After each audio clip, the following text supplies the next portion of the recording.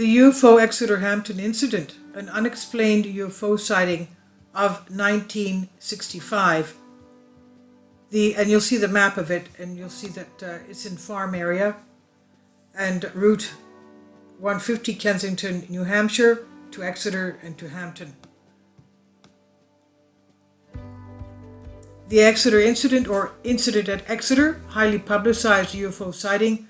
It occurred September 3rd, 1965, approximately 5 miles or 8 kilometers south of Exeter, New Hampshire, in the neighboring town of Kensington.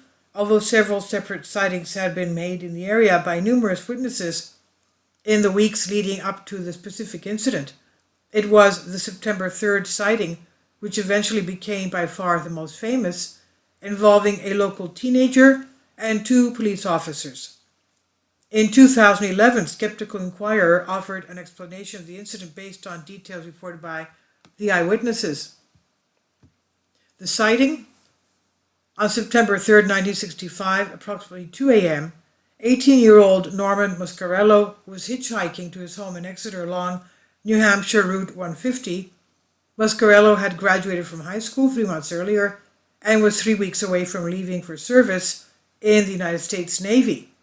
He had been visiting his girlfriend at her parents' home in nearby Amesbury, Massachusetts.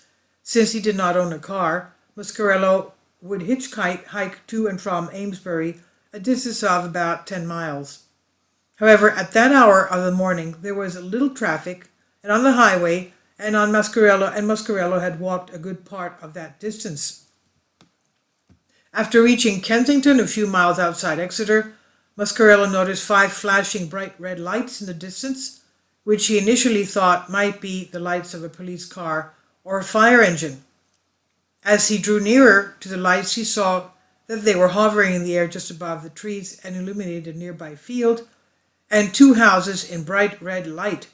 One house belonged to the Dining family, who were not at home at the time, and the other to a family named Russell. Muscarello estimated the object to be 80 to 90 feet, that's 24 to 27 meters in diameter.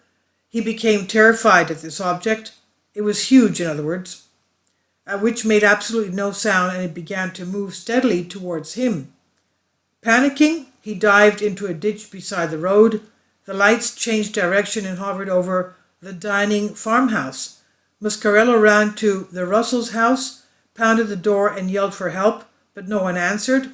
The Russells later stated they heard Muscarello at the door, but were too frightened to open it. The object then moved away and disappeared into the nearby woods.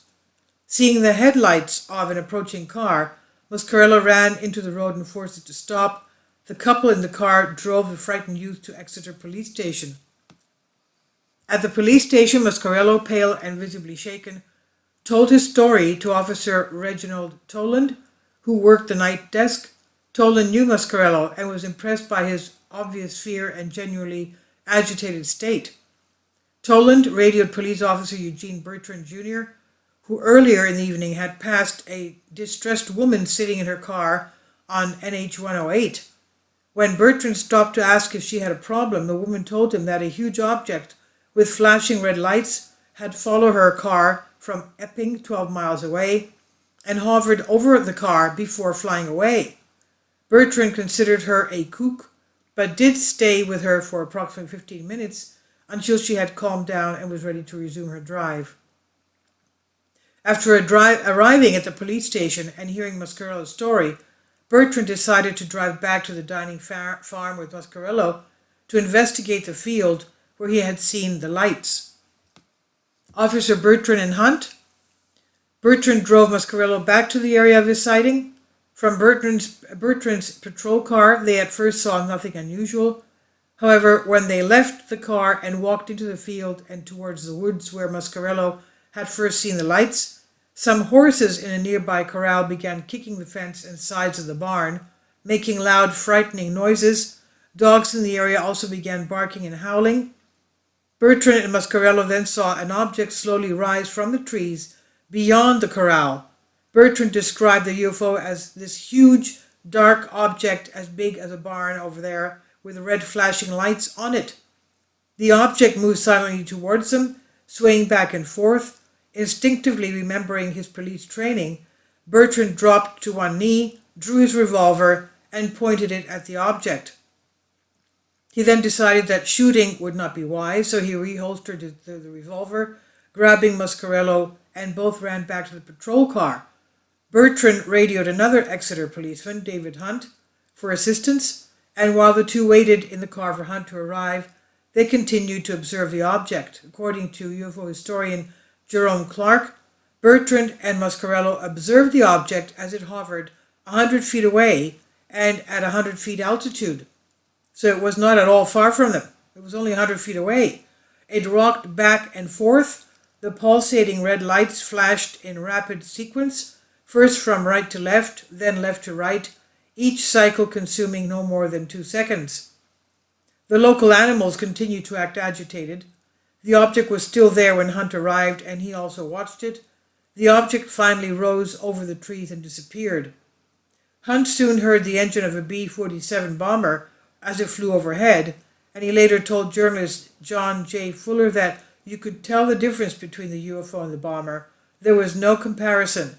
All three men drove back to the Exeter police station and immediately filed separate reports on what they had seen. Bertrand then drove Muscarello home and told his mother about the incident. Other area sightings.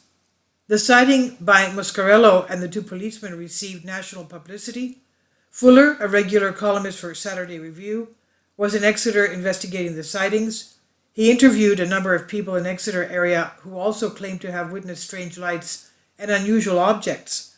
Among them were Ron Smith, a senior at Exeter High School, who told Fuller that about 2 or 3 weeks after Muscarello's sighting, he was traveling in a vehicle with his mother and aunt one evening at 11:30, and according to him, to Smith, his mother and aunt all saw an object with a red light on top, and the bottom was white and glowing. It appeared to be spinning. It passed over the car once and then passed over and got in front, and it stopped in midair. When it went back over the car, then it went back over the car again. Fuller also spoke to police officer Toland at Exeter's police station. Toland told Fuller of a number of calls he had received from Exeter area residents regarding UFO sightings. A good example of the types of calls Toland had received came from Mrs. Ralph Lindsay. According to Toland, she called in here early just before dawn. She said it was right out her window, and as she was calling, it was like a big orange ball, almost as big as the harvest moon. And it was not the moon either. All the time she was talking to me, her kids were at the window watching it. Now, why would people go to all this trouble, people all over the area, if they were not seeing something real? Air Force investigation explanation. When Exeter's police chief read the reports of Bertrand Hunt and Muscarello, he called nearby Pease Air Force Base and reported a UFO sighting. The Air Force sent Major David Griffin and Lieutenant Alan Brandt to interview the three men.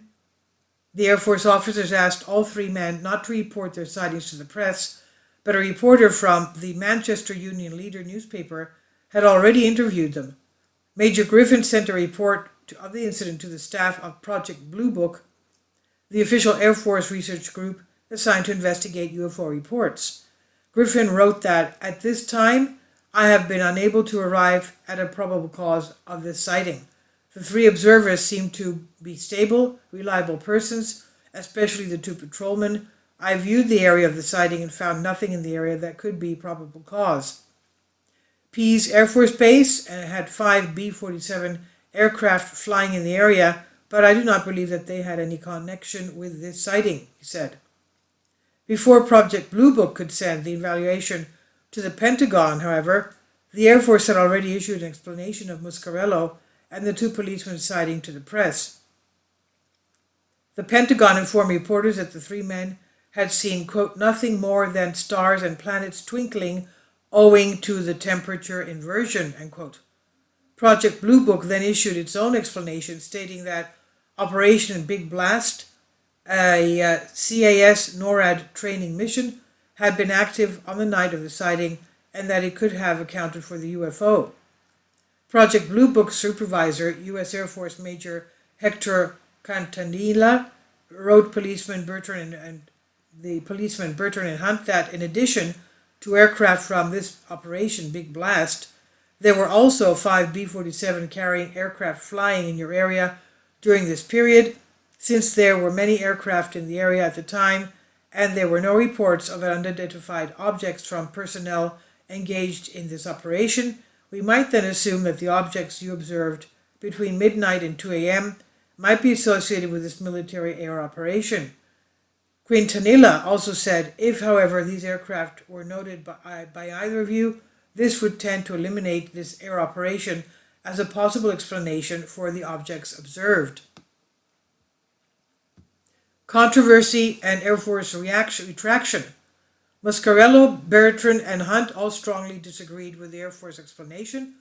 The two policemen sent a letter to Project Blue Book in which they stated, "As you can imagine, we have been the subject of considerable ridicule since the Pentagon released that final evaluation of our sighting September 3rd, 1965.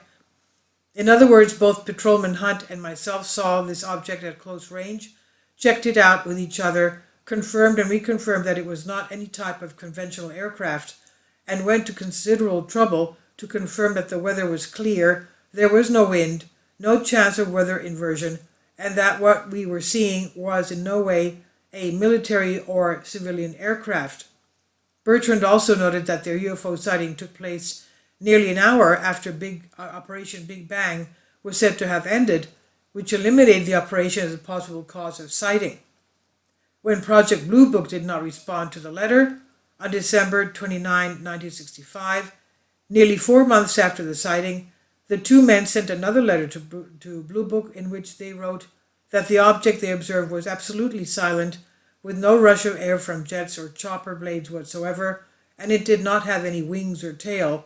It lit up the entire field, and 2 nearby houses turned completely red. In addition to Mascarello and the policeman, John G. Fuller also ridiculed the Air Force explanation in print.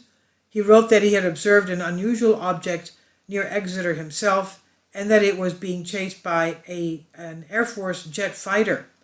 Raymond Fowler, the New England investigator for the National Investigations Committee on Aerial Phenomena, NICAP, also filed a detailed report on the Exeter sightings, and in his view, the Air Force explanation was also incorrect. At one point, the Air Force officer claimed that the UFOs people had been observing were merely lights from nearby Pease Air Force Base. To prove it, he had the lights activated before a large crowd who were gathered some distance away, and according to Fowler, he ordered personnel at the base to turn the lights on. Everybody looked and waited, and nothing happened. Frustrated, he yelled into the mic to turn the lights on. A voice replied that the lights were on. The very embarrassed officer slunk back into the seat of the staff car and drove off amongst the laughs and jeers of the crowd. In January 1966, Lieutenant Colonel John Spaulding from Office of the Secretary of Air Force finally replied to the policeman's 2 letters. Spaulding wrote that, based on additional information submitted to our UFO investigation, Officer Wright Patterson, Air Force Base, Ohio, we have been unable to identify the object you observed on September 3rd, 1965. So this is one of the mysterious unexplained UFO encounters. This is from Wikipedia. Please leave your comments. Thank you for your support. Kindly support my Patreon account. The daily posts are 5 videos daily, and they are totally different from what I have on my YouTube channel. Thank you so much for your support and that you find all my content so interesting. You'll find the Patreon account details in the description box below.